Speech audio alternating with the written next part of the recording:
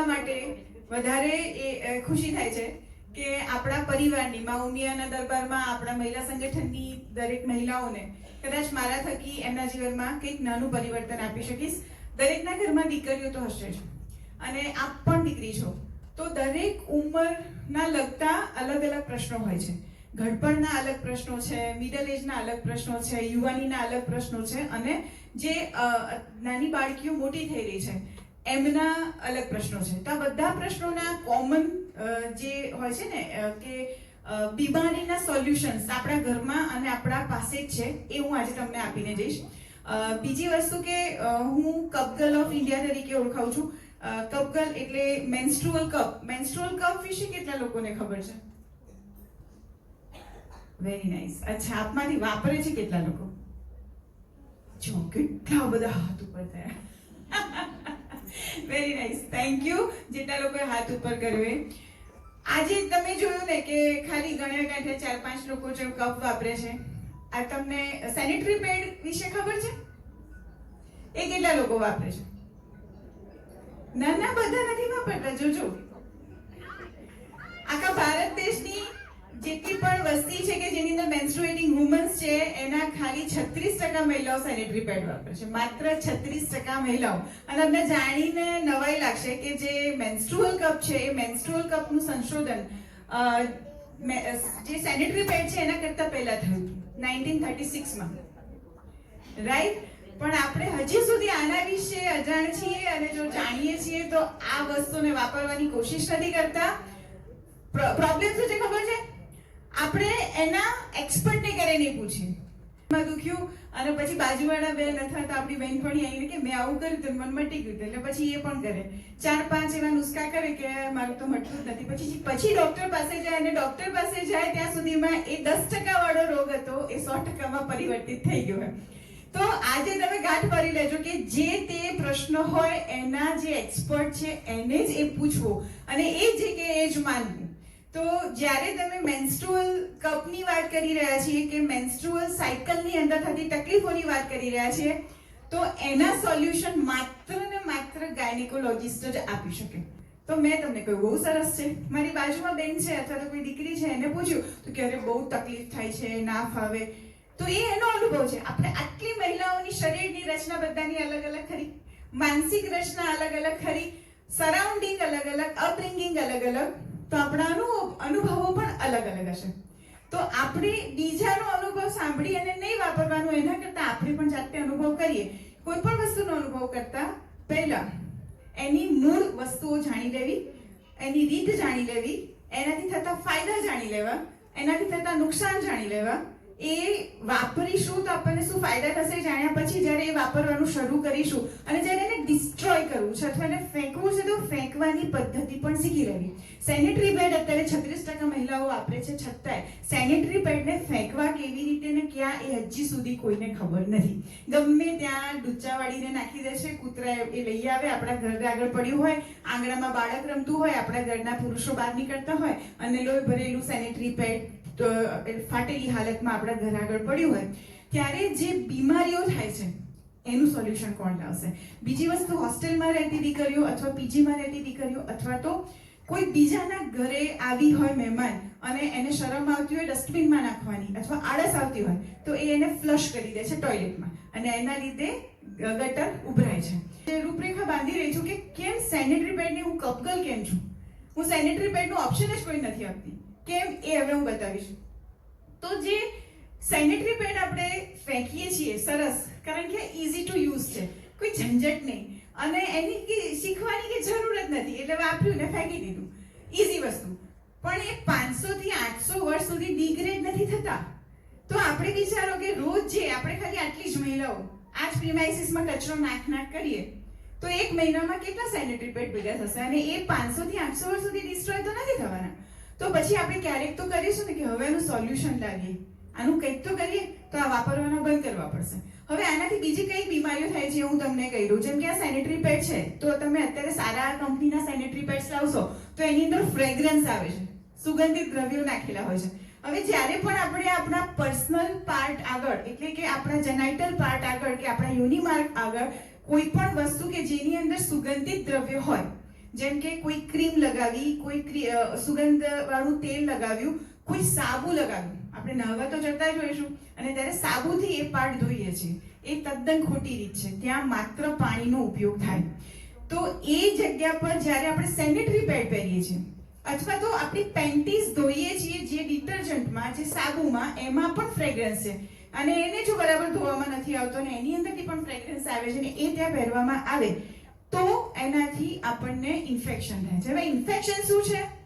સફેદ પાણી પડે છે, દુર્ગંધ આવે છે, ખંજવાળ આવે છે, ડ્રાય સ્કિન થઈ જાય છે અને ત્યાં તમને અતિશય દુર્ગંધ આવે એટલે તમને ગમે નહીં. સતત ચીકણો પદાર્થ આવ્યા કરે એનાથી ચાંદી પડી જાય.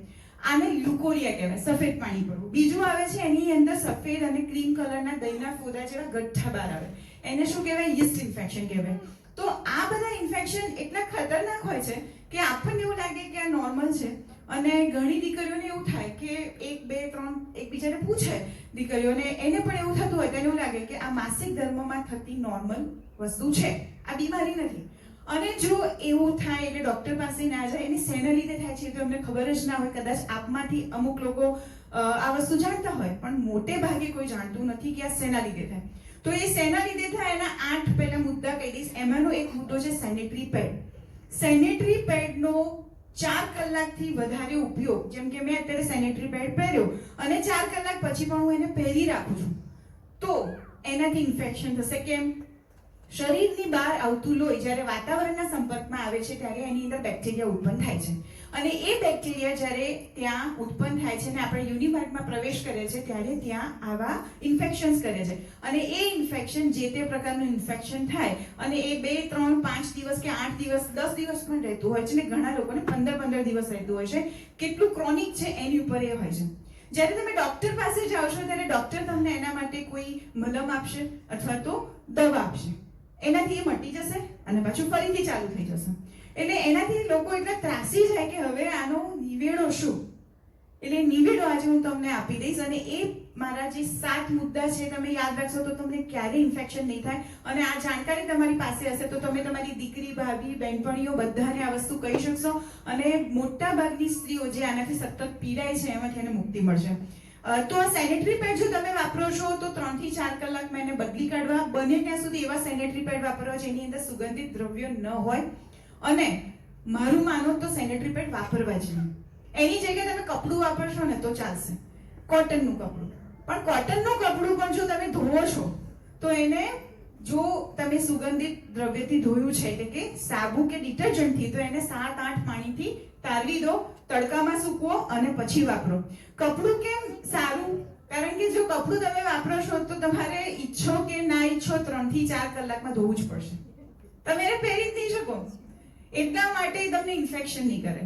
પણ જો એને તમે પ્રોપર તડકામાં ના સૂકવ્યું તો તમને એનાથી ઇન્ફેક્શન થશે. આના સિવાય ટેમ્પૂન્સ આવે છે. ટેમ્પૂન્સ કેટલા લોકોને ખબર છે? જે લોકોને નથી ખબર એ લોકોને હું બતાવી દઉં. આવી રીતનું એક સિગરેટ જેવું ફોર્મ આવે. આ પણ એક સેનેટરી પેડનો જ પ્રકાર છે. એ જ મટીરિયલથી બને છે અને આને જ્યારે તમે યુનિમાર્કની અંદર ઇન્સર્ટ કરો છો એટલે આ લોહીને શોષે છે અને પછી આને પણ 3 થી 4 કલાકમાં કાઢીને ફેંકી દેવાનું હોય છે.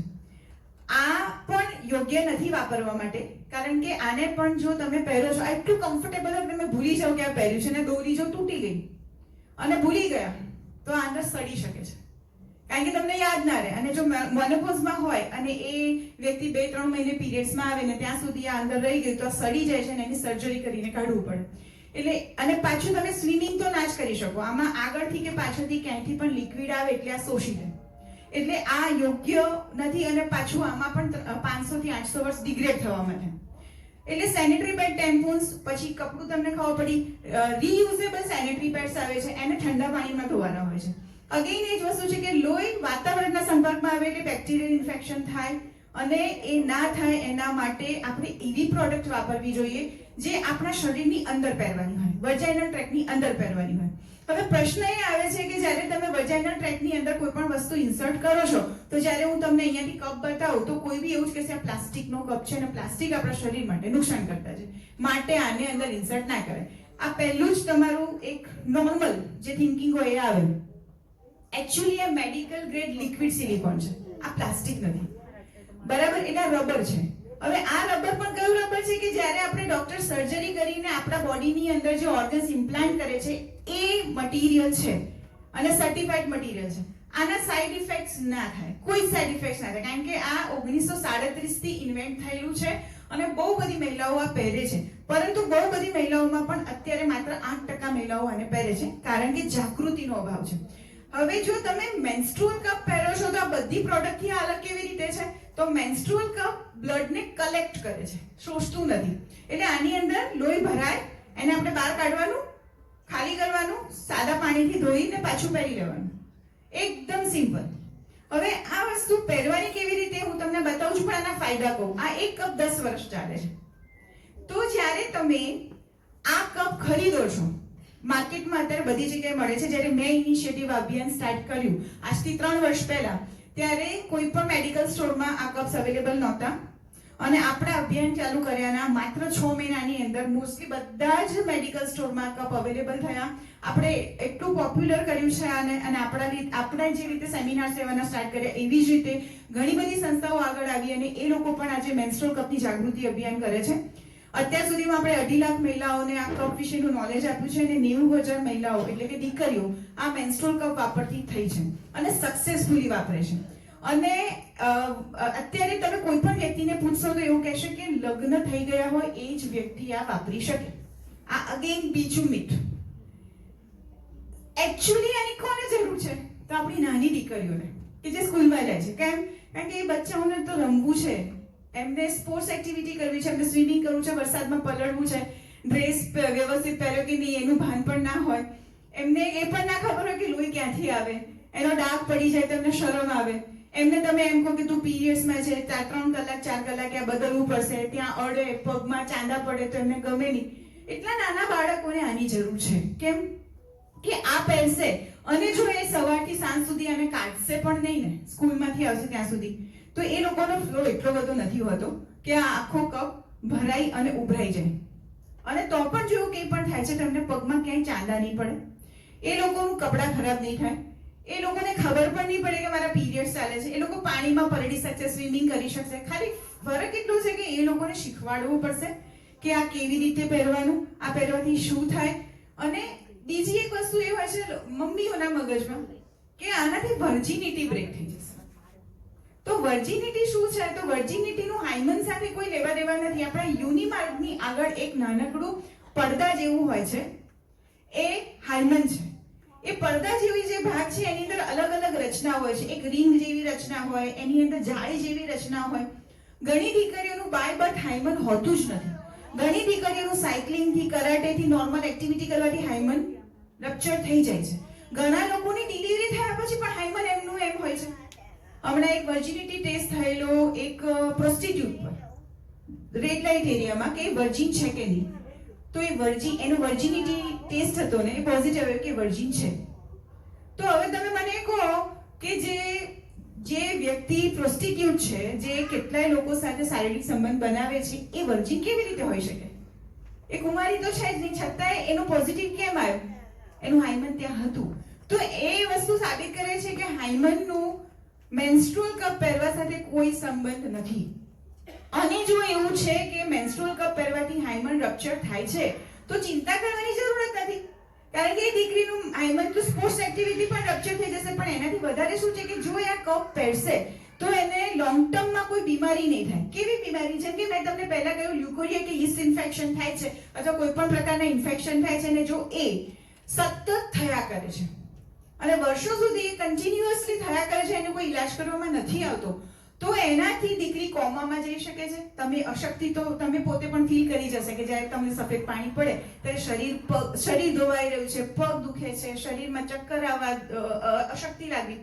તો એ બધી વસ્તુઓ જ્યારે કન્ટિન્યુઅસલી થાય છે ત્યારે તમે કોમામાં પણ જઈ શકો છો. કિડની ફેલ્યોરના પણ ચાન્સીસ છે એની અંદર. એટલે આ બધી વસ્તુઓ જે છે એ વસ્તુને ધ્યાનમાં રાખતા એક વસ્તુ આવે કે આપણી દીકરીઓને આપણને નોલેજ હોવું જોઈએ કે જે ઇન્ફેક્શન થાય છે એ ના થવું જોઈએ. હવે ઇન્ફેક્શનના હું મુદ્દાઓ કહી દઉં કે કયા કયા વસ્તુથી ઇન્ફેક્શન થાય છે. મેન્સ્ટ્રુઅલ કપ પહેરવાથી 99.9% પહેલા જ મહિનાથી તમારા ઇન્ફેક્શન 0 થઈ જશે, કારણ કે મેજોરિટી ઇન્ફેક્શન્સ મેન્સ્ટ્રુઅલ કપ નથી પહેરતા અને સેનિટરી પેડ વાપરો છો એના કારણે થતા હોય છે. બીજી વસ્તુ હોય છે કે ટાઈટ કપડાં. આપણે જીન્સ આખો દિવસ પહેરી રાખીએ છીએ અને ટાઈટ્સ પહેરી ડ્રેસની નીચે પહેલા આપણે કોટનના સલવાર પહેરતા હતા, ચૂડીદાર પહેરતા હતા. એની જગ્યાએ અત્યારે આપણે પોલિએસ્ટરના લેગિન્સ લાવીએ છીએ અને એ સતત પહેરી રાખવામાં આવે છે. એટલે ત્યાં શું થાય તો એક ભેજ જેવું વાતાવરણ રહે, ત્યાં ગરમાવો રહે અને જ્યાં પણ થોડું વોર્મ મળે છે એટમોસ્ફિયર, જ્યાં થોડી પણ ભીનાશ મળે છે ત્યાં બેક્ટેરિયા હોય છે. સિમ્પલ વસ્તુ છે જે આપણે નથી સમજતા. તો આપણે ખુલ્લા કપડાં પહેરવા જોઈએ. આપણે કેવા પ્રદેશમાં રહીએ છીએ તો જ્યાં સતત ગરમી રહે છે. આપણે તો શિયાળામાં પણ બપોરે ગરમી લાગે છે, રાઈટ? થોડી એક્ટિવિટી કરીએ તો પરસેવો થવા લાગે છે. મારે બ્લેઝર પહેરીને આપવું હતું કે ભાઈ ચલો ડોક્ટર તો લાગુ, પણ એટલી ગરમી લાગતી હતી મેં અત્યારે ડોક્ટર લાગવાની જરૂર નથી, આપણે શાંતિથી વાતચીત કરીએ, મને કમ્ફર્ટેબલ લાગવું જોઈએ બસ. તો કપડાં એવા પહેરો કે જે કોટન ના હોય. આપણું મૂળભૂત પહેરવેશ શું છે તો આપણે ચણિયો અને બુશર્ટ પહેરતા હતા પહેલા, સાડી પહેરતા હતા, ફ્રોક મીડી પહેરીએ નાના બચ્ચાઓની. અત્યારે આખી ફેશન બદલાઈ ગઈ છે. આપણે આપણા કલ્ચરને અને આપણા વાતાવરણને અનુરૂપ કપડાં પોશાક પહેરવા જોઈએ. બને ત્યાં સુધી આપણે અહીંયા ભારત દેશની અંદર અને ખાસ અમદાવાદ ગુજરાતની અંદર જેટલા પણ પ્રદેશ જેમ કે રાજકોટ છે, સુરત છે, બધી જગ્યાએ તમે જોઈ લો, બધી જગ્યાએ હ્યુમિડિટી વધારે છે. તો ત્યાં તમારે કોટનના કપડાં અને ખુલ્લા કપડાં પહેરવા જોઈએ. બાકી રાત્રે તમારે શું પહેરવું જોઈએ તો કોઈ પણ કોટનનો ખુલ્લો નાઇટ ડ્રેસ પહેરવો જોઈએ અથવા તમે જે પણ નાઇટ ડ્રેસ પહેરતા હોય એમાં અંડરગાર્મેન્ટ્સ ના પહેરવા જોઈએ. આપણી દીકરીઓને આપણે એ વસ્તુ શીખવાની જરૂર છે કે અંડરગાર્મેન્ટ્સને કાઢી અને સૂવું જોઈએ, કારણ કે આપણી સ્કિનને ઓક્સિજન મળવો બહુ જ જરૂરી છે અને રાત્રે આપણી સ્કિન જે પણ ડેમેજીસ છે એને રિપેર કરી શકે. બીજી વસ્તુ છે કે સતત ટેન્શન અને ઇમોશનલી હર્ટ રહીએ. જેમ કે આપણા ઘરમાં આપણી વાત કોઈએ ના માની અથવા આપણી પર કોઈએ ગુસ્સો કર્યો અથવા એવી કોઈ પ્રતિક્રિયા મળી કે જેનાથી આપણે ઇમોશનલી ડિસ્ટર્બ થયા. જેવા ઇમોશનલી ડિસ્ટર્બ થયા, રડ્યા અથવા દુખી થયા તો દુખી અહીંયા થઈએ છે અને તકલીફ અહીંયા થાય છે. ઇન્ફેક્શન થઈ જશે, યુરિન ઇન્ફેક્શન થઈ જશે, તરત તાવ આવશે. ઘણા લોકો એવું છે કે ઇમોશનલ થાય ને એટલે તરત યુરિન ઇન્ફેક્શન થઈ જાય અને તાવ આવે, ચક્કર આવે અને એમને એવું લાગે કે આ મને કેમ થાય છે. તો ઇમોશનલી તમારે શું કરવાનું છે તો ઇમોશનલી ઇન્ડિપેન્ડન્ટ રહેવાનું છે. બીજી વસ્તુ એ છે એના સિવાય સુગંધિત દ્રવ્યો નહીં વાપરવાના. તો એ ભાગને ધોવો કેવી રીતે, એને ચોખ્ખો કેવી રીતે રાખવો. તો આપણે બાળકને નાનપણથી નાતા શીખવાડીએ ત્યારે પહેલી વસ્તુ એ શીખવાડવાની કે એ જગ્યાને દિવસમાં 2 થી 3 વખત પાણીથી ધોવું. કોઈ સાબુ કે કશું જ વાપરવું નહીં. કોઈ માર્કેટમાં સરસ લિક્વિડ આવે છે વી વોશ ને એવા બધા, એ વાપરવાની કોઈ જરૂર નથી. એ ખાલી જ એક ટ્રેન્ડ છે, પણ ખાલી પાણીથી ધોવો એટલે તમે ત્યાં એકદમ સ્વસ્થ રહો. બીજી વસ્તુ, પેન્ટી ઉપર પેલા ડાઘ પડી જાય તો આપણે એવું સમજીએ કે આપણી અંદરથી કચરો નીકળે છે, એના લીધે આપણી પેન્ટી ઉપર ડાઘ પડી જાય છે. તો એ કચરો નથી, એ એસિડ છે.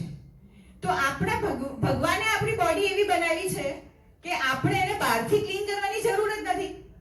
એ છે ને આપણા સિપાઈ છે. આપણા શરીરની અંદર કોઈ પણ પ્રકારનું ઇન્ફેક્શન થાય છે એની અંદરથી એટલું એસિડ સિક્રેશન કન્ટિન્યુઅસલી ચાલુ હોય છે કે ત્યાં જતા બધા બેક્ટેરિયાને મારી કાઢે. પણ ધ મોમેન્ટ તમે ત્યાં કોઈ પણ ફ્રેગ્રન્સ લગાવો છો કે કોઈ ડિટર્જન્ટ કે કોઈ લિક્વિડથી એને ધોવો છો એટલે એ સારા બેક્ટેરિયા બધા મારી કાઢે છે અને એના લીધે પછી ઇન્ફેક્શન ત્યાં પેદા થાય છે. માટે ક્યારે પણ એને સાબુથી ના ધો કે સુગંધિત દ્રવ્યો ના લગાવવા. એના સિવાય બીજું શું, તો આપણે સ્ટૂલ પાસ કરીએ છીએ એટલે કે ટોયલેટ જઈએ તો એને હાથથી જો સાફ કરીએ છીએ તો ઉપરથી નીચેની તરફ ક્યારે નહીં ધોવું. એ બાળકોને શીખવાડવું છે ને આપણે બી શીખવું છે. નીચેથી ઉપરની તરફ જવું, કારણ કે સ્ટૂલની અંદર જે બેક્ટેરિયા હોય છે એ આપણે યોનિ માર્ગની અંદર જાય છે તો આપણને ઇન્ફેક્શન કરે છે. એક આ વસ્તુ છે. એના સિવાય જ્યારે તમે મેં કહ્યું કે રાત્રે સૂવો છો ત્યારે પણ તમે જો ફિટ કપડાં પહેરીને સૂવો છો તો તમને એ થાય છે. અને છેલ્લી, પાણી ઓછું પીવો તો પણ થાય. તો શરીરની અંદરથી પાણી જો ઓછું પીવો છો તો કેટલા પ્રકારના પ્રોબ્લેમ થાય. તો પાણી તમારું આખા દિવસનું ઓછામાં ઓછું 3.5 લીટર પાણી હોવું જોઈએ. બને તો 4 લીટર પાણી પીવો, પણ 3.5 લીટર પાણી તો પીવાનું છે. Yes, great. તો જો તમે બરાબર પાણી નથી પીતા તો શું થાય છે, તમને ઇન્ફેક્શન તો થાય જ છે.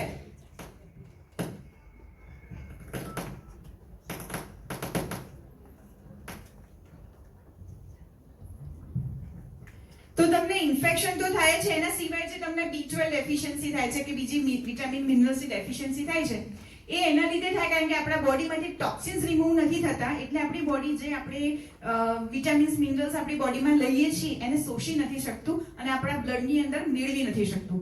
માટે પાણી પીવું ખૂબ જરૂરી છે. સારી ઊંઘ લેવી જોઈએ. જો તમે ઓછું ઊંઘતા હોવ તો પણ તમને ઇન્ફેક્શન થશે. આપણા સ્ત્રીઓ માટે આ ખાસ જરૂરી છે. અને જો તમે પેશાબ રોકી રાખો છો, એટલે આપણે ક્યારેક બહાર જઈએ ને તો આપણને તો વારે વારે બાથરૂમ જવું પડે છે, અહીંયા બધા પુરુષો બેઠા છે, મારે બાથરૂમ નથી જવું, તો પાણી પીવાનું બંધ કરી દઈએ. એવું નહીં કરવાનું. કોઈને જોવું હોય તો જોવે, ના જોવું હોય તો ના જોવે, એનો પ્રોબ્લેમ છે. આપણને પેશાબ લાગે જઈને કરી આવવાનું, કોઈ જ ટેન્શન નહીં કરવાનું. પણ જો રોક્યો તો તમને ઇન્ફેક્શન થશે. એટલે એક આ વસ્તુ હતી. તો આટલી વસ્તુ જો તમે ફોલો કરો છો તો હું ગેરંટી આપું છું કે તમને ઇન્ફેક્શન નહીં થાય. અને ઇન્ફેક્શન થયું હશે તો ઓટોમેટિક મટી જશે, ફરીથી થશે નહીં. પણ જો તમે આ વસ્તુનું ધ્યાન નથી રાખતા તો ઇન્ફેક્શન થાય છે. જે દિવસે ઇન્ફેક્શન થાય તરત વિચારવાનું કે આજે હું ક્યાં દુઃખી થઈ, કઈ વસ્તુઓ મારા મગજમાં ચાલી જેને મને ડિસ્ટર્બ કરી, એમાંથી તમે બહાર આવી જાઓ. હવે જ્યારે તમે ફાસ્ટ ફૂડ ખાઓ છો એની અંદર તમે કેચઅપ ખાતા હો છો, તો કેચઅપની અંદર મેક્સિમમ જેટલા પણ પ્રિઝર્વેટિવ ને બધું નાખેલું છે તમને નુકસાન કરે. એટલે બને ત્યાં સુધી ઘરની અંદર કે બહાર કેચઅપનું જે ચલણ છે એને ઓછું કરો. પેકેટ વાળા ફૂડ, જે પેકેટની અંદર આવે કોઈ પણ પ્રકારના નાસ્તા અથવા કોલ્ડ ડ્રિંક્સ, આટલું તમે તમારા બાળકોને બંધ કરાવશો, તમારી દીકરીઓને ખાસ, તો અર્લી પુબર્ટી નહીં આવે. મારા ત્યાં એક લેડી આવ્યા કાઉન્સેલિંગ માટે, એમની 9 વર્ષની દીકરી પીરિયડ્સમાં આવી અને એનો ફૂલ ગ્રોથ મને લાગ્યું નહીં કે 9 વર્ષની છે. તો મેં કહ્યું કે તમારી દીકરી કેટલા વર્ષની છે? એટલે કે 9 વર્ષની છે. આટલી મોટી કેમ લાગે છે? અર્લી પુબર્ટી, તમે સમજો, શારીરિક વિકાસ થઈ ગયો છે, 9 વર્ષની ઉંમરમાં પીરિયડ્સમાં આવી રહી છે અને એની અંદર બધા જ હોર્મોન્સ એક્ટિવ થઈ ગયા. 9 વર્ષની દીકરીનું મગજ એક્ટિવ નથી થયું પણ શરીર એક્ટિવ થઈ ગયું. હવે એ શું કરશે? એને લગ્ન કરાવી દેવાશો તમે આટલી નાની ઉંમરમાં કે એની પાછળ ફરશો? હોર્મોન્સ તો હોર્મોન્સ શું કામ કરે છે? તમે તેને બહુ સારા સંસ્કાર આપે છે પણ હોર્મોન્સ એને વિજાતીય આકર્ષણ તરફ ધકેલી રહ્યું છે. તો આ કેમ થયું?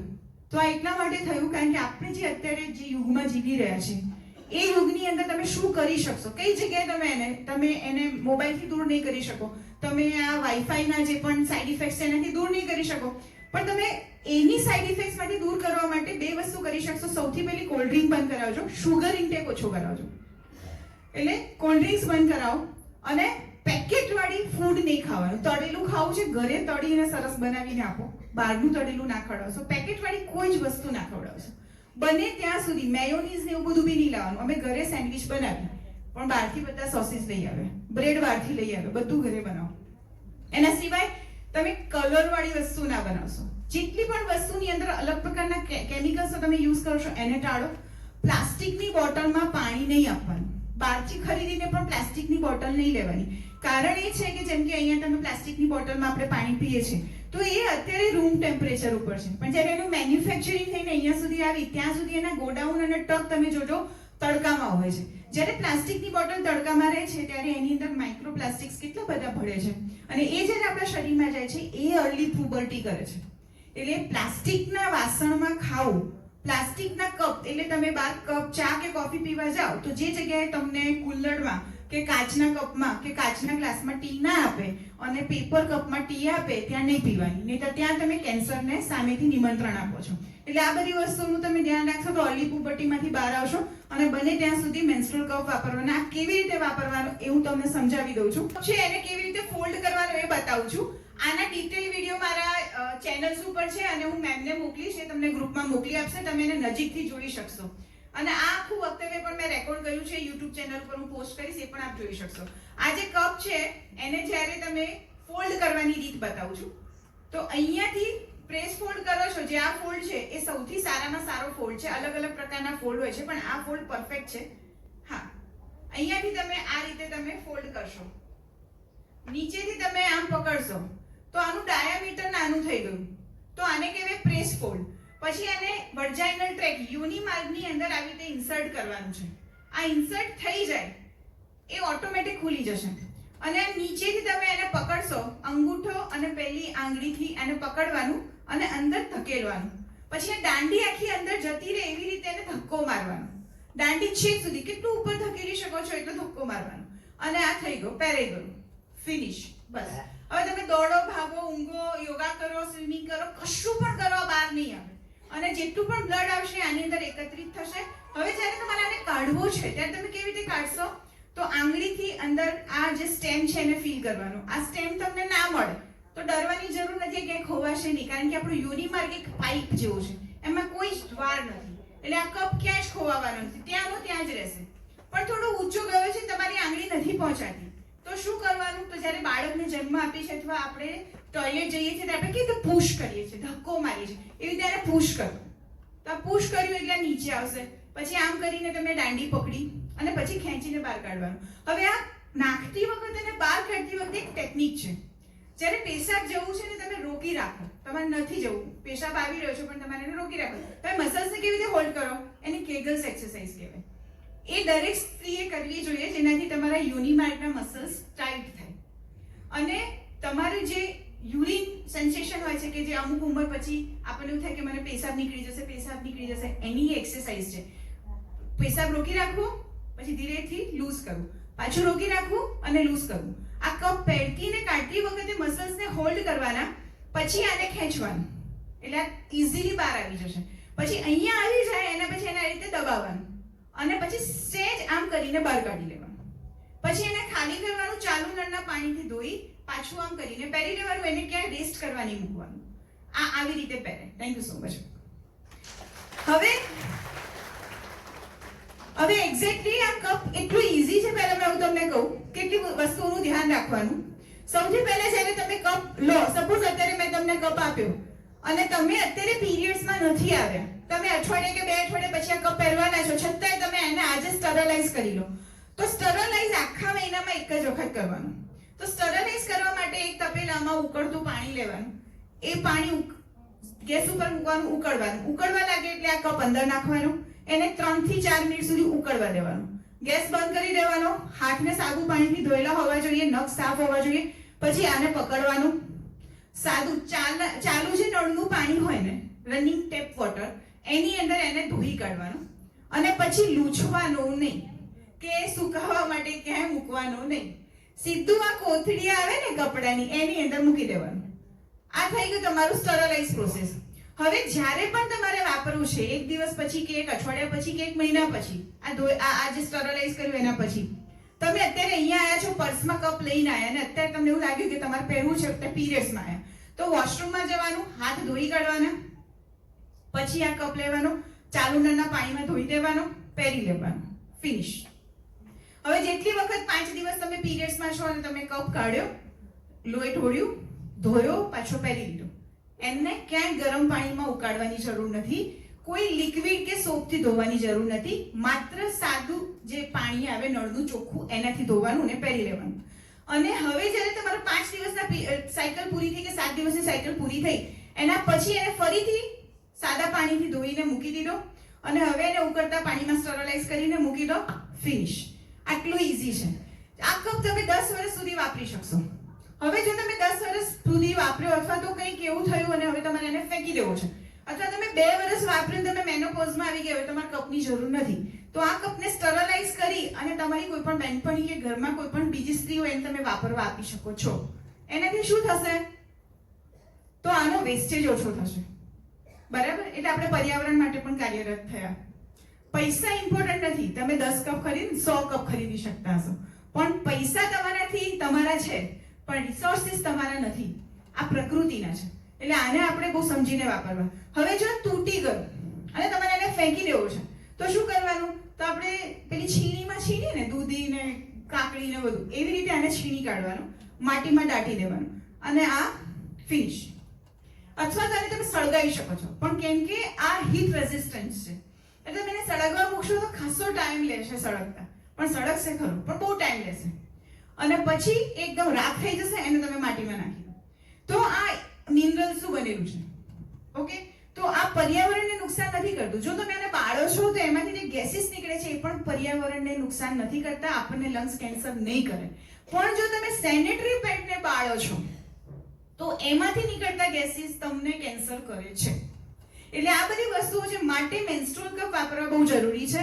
હવે આનાથી તમને કોઈ જ ઇન્ફેક્શન નથી થતું, આનાથી તમને કોઈ તકલીફ નથી થતી, કારણ કે આપણા મોંની અંદર જ્યારે આપણે બ્રશ કરીએ છીએ અથવા આપણે આંગળી નાખીએ છીએ, જેમ કે દાંત સાફ કરવા આંગળી નાખીએ છીએ, ત્યાં સુધી તમે આને સ્ટરલાઇઝ કરી હતી આંગળીને, તો કેમ તમને પેટમાં નથી દુખતું કે મોંમાં ઇન્ફેક્શન નથી થતું? વાય? કારણ કે મોંની અંદર સારા બેક્ટેરિયા છે જે આપણને પ્રોટેક્ટ કરે છે. જેવી મોંની રચના છે એવી જ આપણી વર્જાઇનલ ટ્રેક્ટની રચના છે. એટલે જો તમે આને એવું વિચારતા હોય કે ભાઈ પેલા ગ્લોવ્સ પહેરીને પહેરવું, આ બધું એવું બધું નથી હોતું. આ તો બધી કંપનીઓ પૈસા કમાવા માટે વસ્તુ કરતી હોય. હું નેચરોપેથ ડોક્ટર છું, હું ગાયનેકોલોજીસ્ટ નથી, છતાંય મેં આની અંદર રિસર્ચ કરી છે અને ઘણા બધા ગાયનેકોલોજીસ્ટને પણ હું આની ટ્રેનિંગ આપું છું, કારણ કે જે લોકો ભણ્યા છે પણ આનો અનુભવ નથી કર્યો એ લોકોને આનું ડિટેલ નોલેજ નથી. મેં આની રિસર્ચ કરી છે ઓલમોસ્ટ 2 વર્ષ સુધી. આની જે ડિઝાઇન, આનું મેન્યુફેક્ચરિંગ, બધી જ વસ્તુઓની અંદર ગઈ છું. એના પછી અમે કલાસૂર્ય ફાઉન્ડેશનના એક કપ વિકસાવ્યા કે જેની ડિઝાઇન અને મટીરિયલ એટલું સારું હોય, કારણ કે આજે દૂધ પણ મિલાવટવાળા મળે છે પૈસા માટે, તો પછી આ તો મિલાવટવાળું આવવાનું જ છે.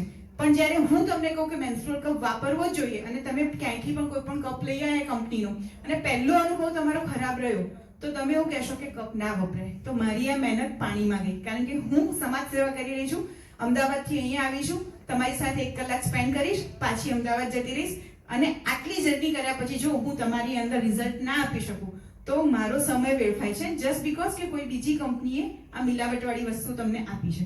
તો જ્યારે તમને એવું લાગે કે તમારે સારી ક્વોલિટીનો કપ વાપરવો છે અને તમને કન્ફ્યુઝન હોય કે મારે બીજી કોઈ કંપનીનો નથી વાપરવો, તો તમે મેડમને કહી શકો છો. કલાસૂર્ય ફાઉન્ડેશન ટોકન અમાઉન્ટ ઉપર આ કપ પહોંચાડે છે આખા ભારતની અંદર. અમે માત્ર 280 રૂપીઝમાં કપ પહોંચાડીએ છીએ. ફરીથી કહી દઉં, અમારો બિઝનેસ નથી. મેં આ રિસર્ચ એટલા માટે કરી હતી કે હું આ એક બિઝનેસ સ્ટાર્ટ કરી શકું, અને આ કપની કિંમત 800 રૂપિયા છે, જે હું એક નથી કરતી. એનું કારણ એ છે કે જ્યારે હું તમને કહું કે કપ વાપરો અને હું જ આ કપ વેચતી હોઉં તો તમને એવું લાગે કે હું કોમર્શિયલ કરું છું. એટલા માટે આ વસ્તુ છે. એટલે તમે મારી ઇન્સ્ટાગ્રામ પ્રોફાઇલ તમે ચેક કરજો, SANGEETA સંગીતા પટેલ 3379 છે. હું મેમને મારી લિંક મોકલી દઈશ, તમે એમની પાસેથી પણ લઈ શકો છો. કપ ગર્લ ઓફ ઇન્ડિયા એની અંદર લખેલું છે, એની અંદર તમને ઘણું બધું જાણવા મળશે. આની અંદર ઘણા બધા પિક્ચર્સ છે, હું તમને બતાવું છું હમણાં. હવે આ વાત થઈ મેન્સ્ટ્રુઅલ કપની. આને પહેરવાનું કેવી રીતે, એની એક પોઝિશન પણ હોય છે. જેમ કે તમે કમોડ છે ઇન્ડિયન અથવા વેસ્ટર્ન કમોડ, તો એને વચ્ચે રાખવાનું 2 પગની. કારણ કે તમને મેં એવું કીધું કપ બહાર કાઢવાનો, તો તમને એવું થશે કે બેન લોહી નીકળે ને, તો કપડાએ બગડે, ફ્લોરે બગડે, તો આવું બધું તો ના ફાવે. તો હું તમને એનું સોલ્યુશન આપું. તો જ્યારે પણ તમે આ કપ કાઢો છો અથવા પહેરો છો તો 2 પગની વચ્ચે કમોડ હોવું જોઈએ. સ્કોટની પોઝિશનમાં બેસવાનું, અને ઢીંચણ આમ રાખશો તો સ્નાયુઓ નહીં ખેંચાય. ઢીંચણને આમ રાખવાના એટલે સ્નાયુઓ ખેંચાય. અને પછી તમે આ કપ પહેરો ને કાઢો તો બ્લડ સીધું કમોડમાં જશે, તમારા પગ ઉપર કે કપડા ઉપર નહીં આવે. આ રિસર્ચ કરી અને હું તમને કહું છું, એકદમ ઈઝી અનુભવ આપી દીધો. હવે વાત આવે છે આજે બીજી એક ટોપિકની. મારી પાસે 10 મિનિટ હજી છે. ઓકે, તો HPV ઇન્ફેક્શન વિશે કોને ખબર છે? Human papilloma virus. કોઈને ખબર છે? ઓકે. સર્વાઇકલ કેન્સર વિશે કોને ખબર છે? ગર્ભાશયના મુખના કેન્સર વિશે?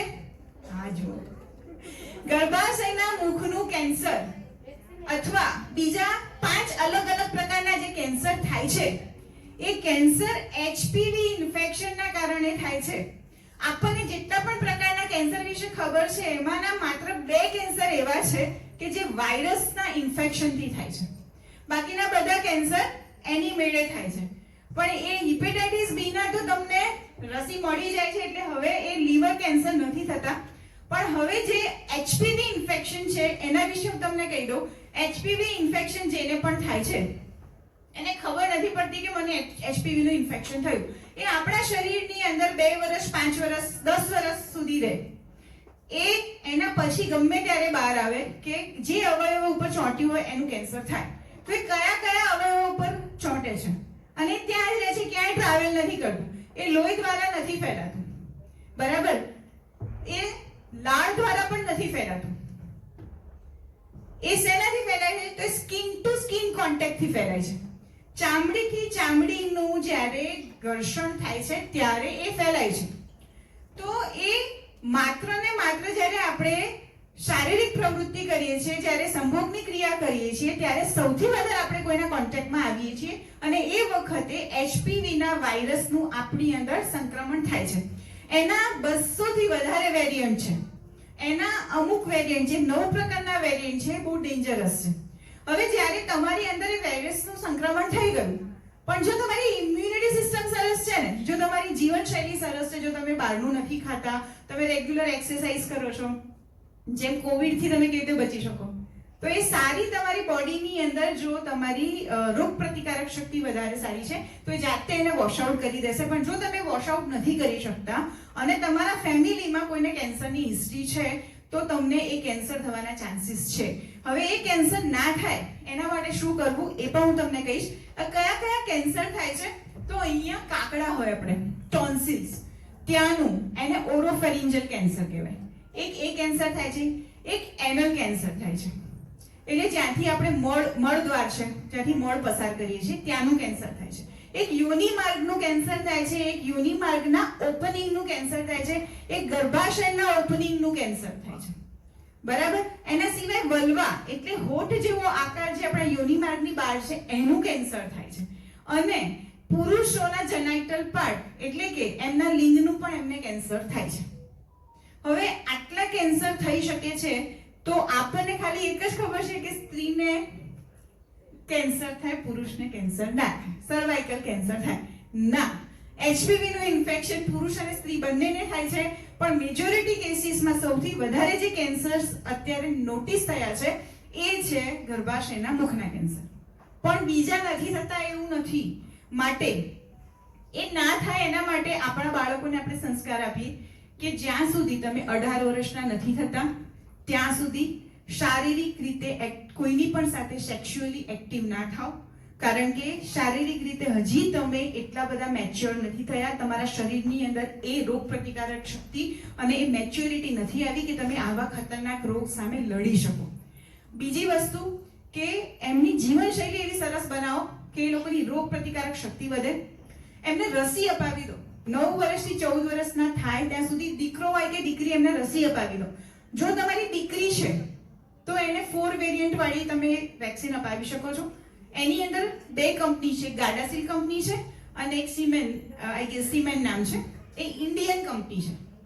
એ લોકોની જે વેક્સિન છે 1800 રૂપિયા સમથિંગ ની આવે છે. 4 વેરિયન્ટ વાળી આપણી દીકરીઓ બધી લેવી જોઈએ અને સ્ત્રીઓએ લેવી જોઈએ કે જે 45 વર્ષ સુધીની ઉંમરની છે, બધી તમામ સ્ત્રીઓએ લેવી જોઈએ.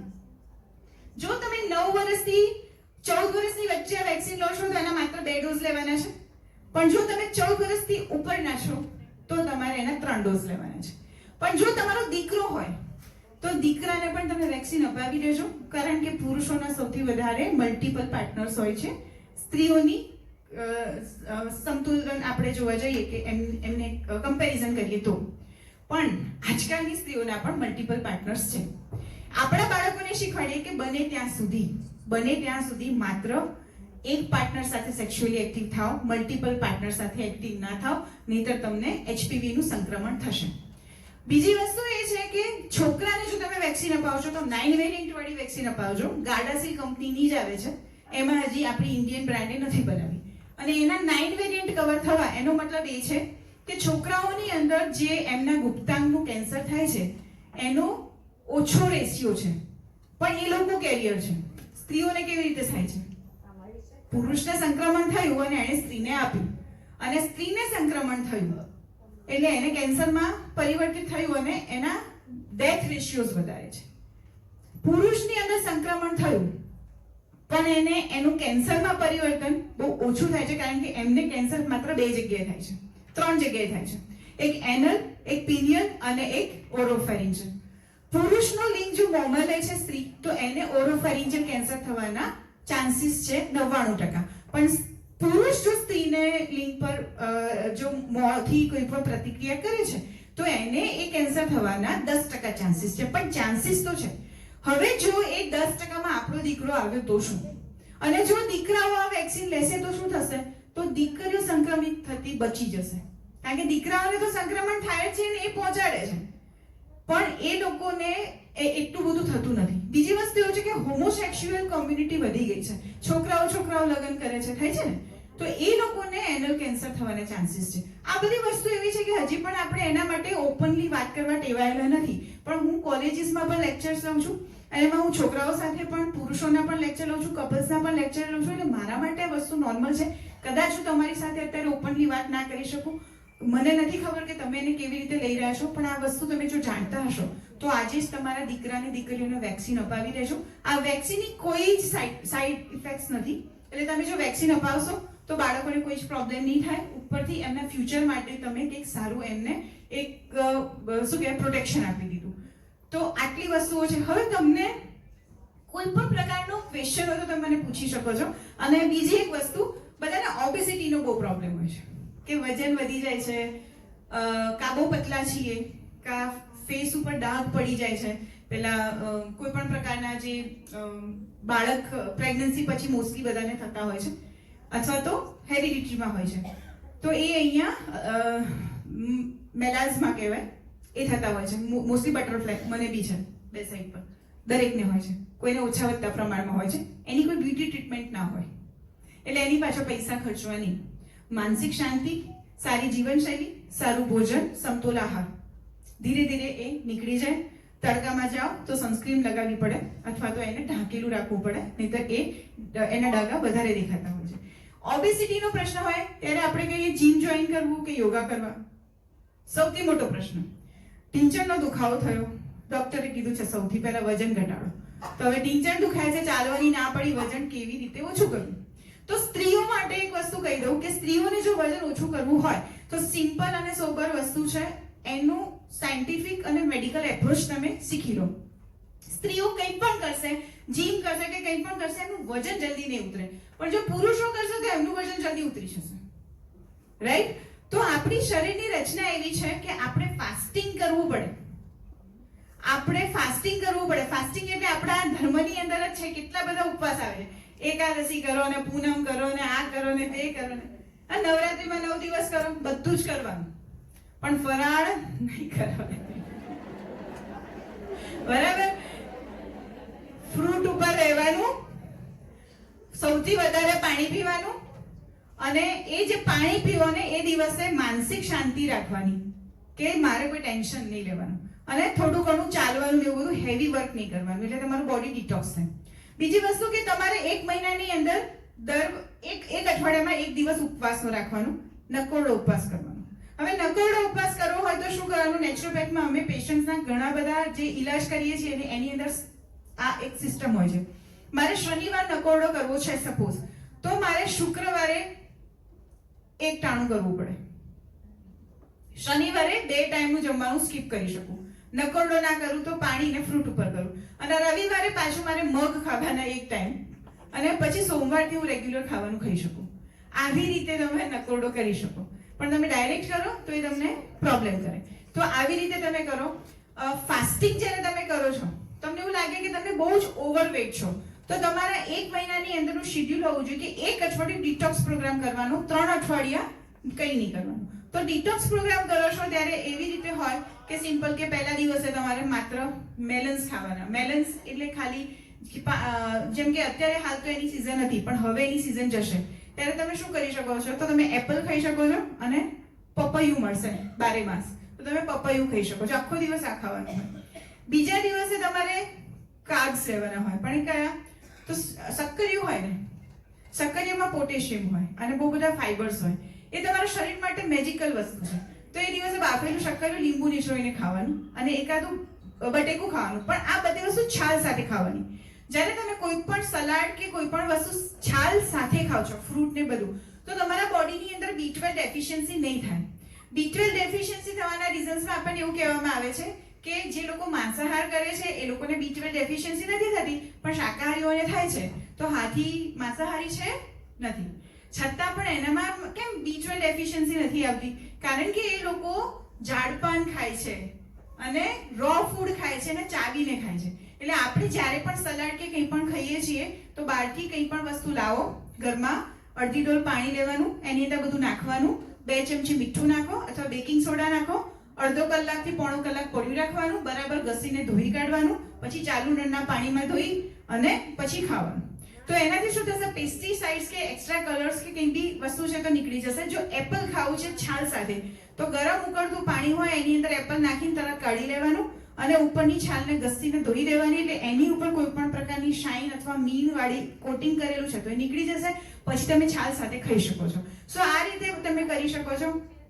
મેક્સિમમ તમારે જે ઉપવાસ કરવાના છે એની અંદર પહેલો દિવસ તમે મેલન્સ ખાઓ, બીજા દિવસે તમે પોટેટો અને સક્કરિયું ખાધું તમે, ત્રીજા દિવસે માત્ર વેજીટેબલ્સ ખાવાના. એમાં ગ્રીન લીફ વેજીટેબલ્સ, જે લીલા કલરના વધુમાં વધુ શાકભાજી આવે એ આખો દિવસ ખાવાના. કોઈ જ ફ્રૂટ નહીં ખાવાનું કે એની અંદર બીજું કોઈ વેજીટેબલ્સ નહીં આવવું જોઈએ.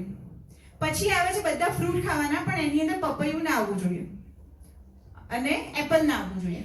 આવી રીતે તમે કરો. 4 દિવસ થઈ ગયા. 5મા દિવસથી તમારે શું કરવાનું, તો 5મા દિવસથી તમારે ખાલી મગ અને દહીં ખાવાનું. 6થા દિવસે મગ અને દહીં ખાવાનું ને બધા ફ્રૂટ ને વેજીટેબલ્સ ખાઈ શકો. 7મા દિવસે રેગ્યુલર તમારા ફૂડ ઉપર આવી જવાનું. તમે આ કરશો તો તમારું 2 કિલો વજન 3 કિલો વજન આરામથી ઓછું થઈ જશે.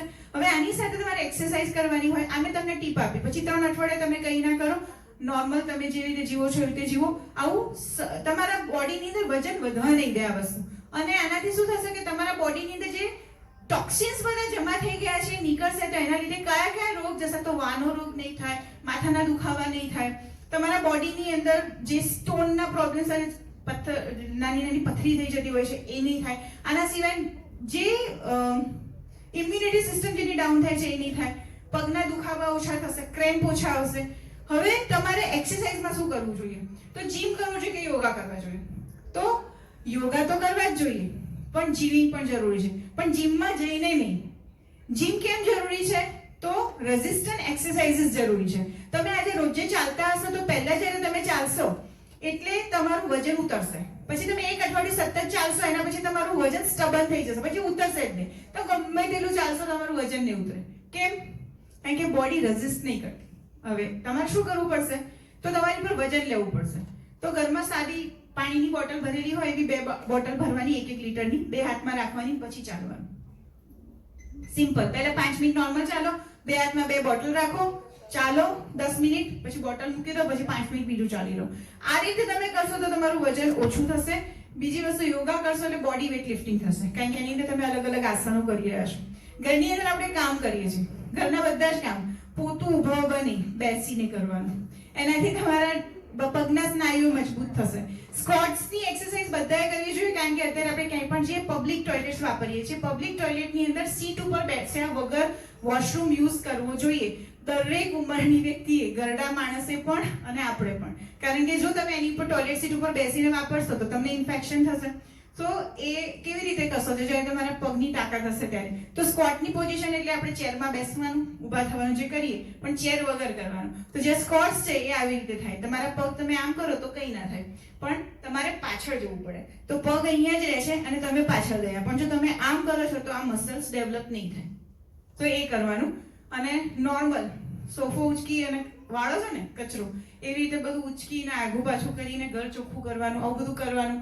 એનાથી તમારા બોડીની અંદર શું થશે, વજન ઉચકવાની તાકાત આવશે. દિવાળી કામ કરો છો ને, દર 6 મહિને દિવાળી કામ કરવાનું, સમજ્યા? એટલે બેઝિકલી વજન ઉચકો. બાળક હોય તો એને રમાડો, ઊંચું કરીને રમાડો. પ્લેન્ક્સ કરો. પ્લેન્ક્સ કરવાના એટલે ખુરશી ઉપર 2 હાથ મૂક્યા અથવા સોફા ઉપર 2 હાથ મૂક્યા, પગ પાછળ રાખ્યા અને આ પ્લેન્ક્સ કર્યા. આવી નાની નાની એક્સરસાઇઝ છે. ફિઝિયોથેરાપી એક્સરસાઇઝ શીખી લેવાની. અહીંયા ફિઝિયોથેરાપી સેન્ટર ચાલે છે અને ફિઝિયોથેરાપી એક્સરસાઇઝ બધાએ કરવાની છે. એનાથી તમારા બધા સ્નાયુઓ મજબૂત થાય. બસ આટલું કરશો એટલે તમારું શરીર સરસ રહેશે, મન સરસ રહેશે અને વજન નહીં વધે. કોઈ પ્રશ્ન હોય તો તમે પૂછી શકો છો. Thank you so much. જય માનવતાય નમઃ.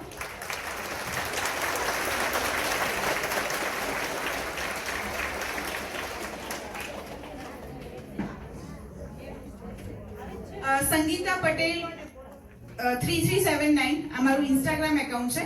યુટ્યુબ પર કલાસૂર્ય ફાઉન્ડેશન સંગીતા પટેલ બંને એકાઉન્ટ છે. કલાસૂર્ય ફાઉન્ડેશન સંગીતા પટેલ બંને એકાઉન્ટ છે. અને તમે ક્યાંય પણ મારો નંબર મેમ પાસેથી લઈ લેશો, મને વોટ્સએપ કરશો તો પણ હું તમને તમારા પ્રશ્નનો જવાબ આપી દઈશ. તમે કોઈ પણ જગ્યાએ કોઈ પણ ગૂગલ સર્ચમાં પણ સંગીતા પટેલ લખશો તો મારો નંબર આવી જશે. બરાબર?